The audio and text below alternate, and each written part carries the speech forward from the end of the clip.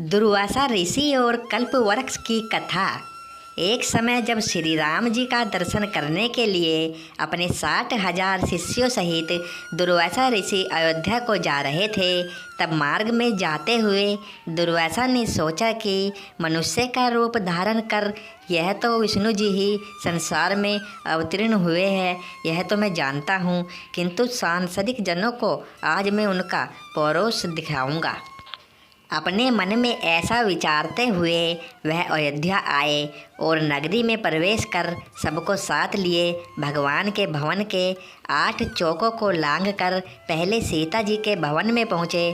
तब शिष्यों सहित दुर्वासा को सीता जी के द्वार पर उपस्थित देख पहरेदारों ने शीघ्रता से दौड़कर श्री रामचंद्र जी को इसकी सूचना दी।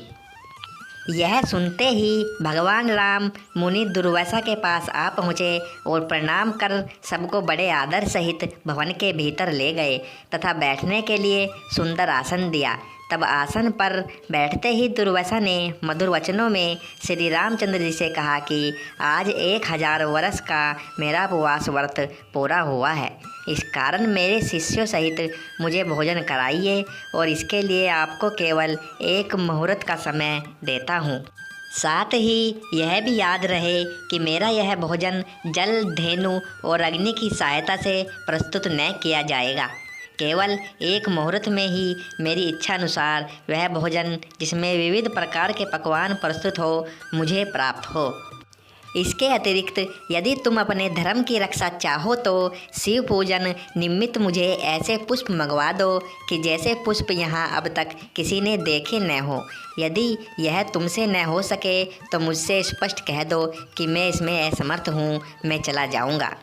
तब मुनि की इस बात को सुनकर श्री रामचंद्र जी ने मुस्कुराते हुए नम्रता से कहा, भगवान मुझे आपकी यह सब आज्ञा स्वीकार है। तब राम की बात सुनकर दुर्वासा ने प्रसन्न होकर कहा, मैं सरयू में स्नान करके अभी तुम्हारे पास आता हूँ, शीघ्रता करना। हमारे लिए सब सामग्रियों को प्रस्तुत करने के लिए अपने भाइयों तथा सीता को शीघ्रता के लिए कह देना। रामचंद्र जी ने कहा, अच्छा आप जाइए, स्नान कर आइए। दुर्वासा जी स्नान करने चले गए। राम चिंतित हो गए। लक्ष्मण आदि भ्राता जानकी तथा सबके सब व्याकुल हो राम की ओर निर्निमेष दृष्टि से देखने लगे कि मुनि ने तो इस प्रकार की सब अद्भुत वस्तुएं मांगी है, इसके लिए देखे कि अब भगवान क्या करते हैं। क्योंकि बिना अग्नि, जल और बिना गौ के उनके लिए किस प्रकार से भोजन प्रस्तुत करते हैं। तब रामचंद्र जी ने लक्ष्मण जी से एक पत्र लिखवाया, फिर उस पत्र को अपने बाण में बांधकर धनुष पर चढ़ाया और छोड़ दिया। वह बाण वायु वेग से उड़कर अमरावती में इंद्र की सुधर्मा नामक सभा में जाकर उनके सामने गिर पड़ा। उस बाण को देखकर इंद्र व्याकुल हो गए कि यह किसका बाण है। फिर उठाकर जो देखा तो उस पर राम का नाम अंकित था। फिर उसमें बंधे पत्र को खोलकर पढ़ा। पत्र खुलते ही वह बाण फिर वहाँ से उड़कर राम के तरकस में आ घुसा। उधर इंद्र ने उस पत्र को सभा में बैठे हुए सब देवताओं को सुनाया। उसमें लिखा था, इंद्र स्वर्ग में सुखी रहो, मैं सर्वदा तुम्हारा स्मरण करता हूँ, परंतु तुम्हें एक आज्ञा देता हूँ। आज 1000 वर्ष के भूखे हुए दुर्वासा मुनि अपने 60,000 शिष्यों के साथ मेरे यहाँ आए हैं। वे ऐसा भोजन चाहते हैं जो गौ, जल अथवा अग्नि के द्वारा सिद्ध न किया हो। इसके साथ ही उन्होंने शिव पूजन के लिए ऐसे पुष्प मांगे हैं जिन्हें कि अब तक मनुष्यों ने न देखा हो। मैं उनकी यह मांग स्वीकार कर ली है। वह सरयू में स्नान करने गए हैं, इसलिए तुम शीघ्र ही कल्पवृक्ष और परिजात जो क्षीर सागर से निकलते हैं क्षण मात्र में मेरे पास भेज दो।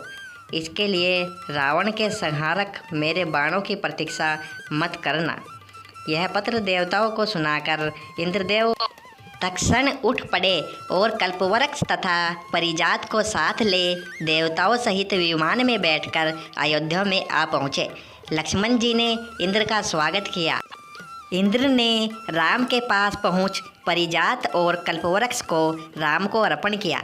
इतने ही में सरयू तट से दुर्वासा ने अपने एक शिष्य को राम के पास भेजा कि तुम जाकर देखो कि राम इस समय क्या कर रहे हैं। मैंने जो आज्ञा दी है उसके अनुसार कुछ अन्न अब तक बना है कि नहीं?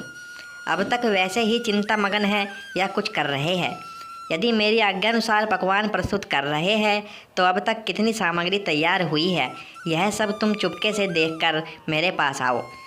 तब जो आज्ञा ऐसा कहकर वह शिष्य राम के भवन में आया। देखा तो कल्पवृक्ष और परिजात से युक्त देवताओं की मंडली में राम विराजमान है। यह देखकर उस शिष्य ने शीघ्र ही दुर्वासा के पास जाकर वह समाचार कह सुनाया। शिष्य की यह बात सुनकर दुर्वासा को आश्चर्य हुआ। स्नान कर शिष्यों को साथ ले दुर्वासा ऋषि रामचंद्र जी के सुंदर भवन में आ पहुँचे। दुर्वासा जी को आया देख देवताओं सहित राम ने उठकर उन्हें तथा उनके सब शिष्यों को बड़े आदर के साथ प्रणाम किया और उत्तम आसन पर बैठाकर सीता तथा लक्ष्मण आदि के साथ उनकी पूजा की। फिर जिन पुष्पों को मनुष्यों ने अब तक नहीं देखा था, शिव पूजन के हेतु परिजात के उन पुष्पों को राम ने दुर्वासा के समक्ष प्रस्तुत किया।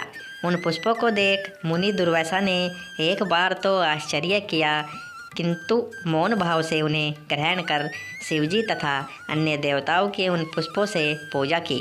फिर उसी क्षण श्री रामचंद्र जी ने लक्ष्मण तथा सीता आदि को सब भोजन परोसने की आज्ञा दी।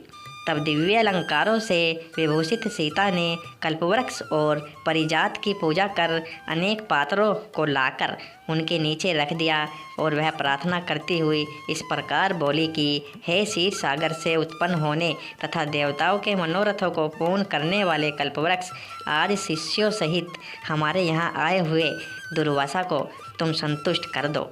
तब सीता के इस प्रकार कहते ही कल्पवृक्ष ने पलमात्र में वहाँ रखे हुए करोड़ों पात्रों को अनेक प्रकार की खाद्य सामग्रियों से पूर्ण कर दिया।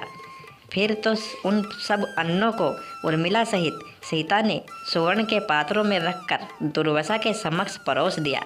फिर तो रामचंद्र जी से निवेदित दुर्वासा ने अपने शिष्यों के साथ बड़े प्रेम से वह सब भोजन किया। फिर हाथ मुँह धो तांबूल तथा दक्षिणा ली। वेद और पुराणों में कल्पवृक्ष का उल्लेख मिलता है। कल्पवृक्ष स्वर्ग का एक विशेष वृक्ष है।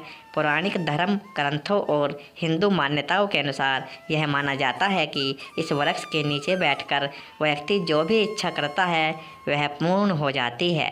इसके अलावा कुछ विद्वान मानते हैं कि परिजात के वृक्ष को ही कल्पवृक्ष कहा जाता है। दोस्तों, वीडियो अच्छी लगी हो तो चैनल सब्सक्राइब ज़रूर करें। नमस्कार दोस्तों।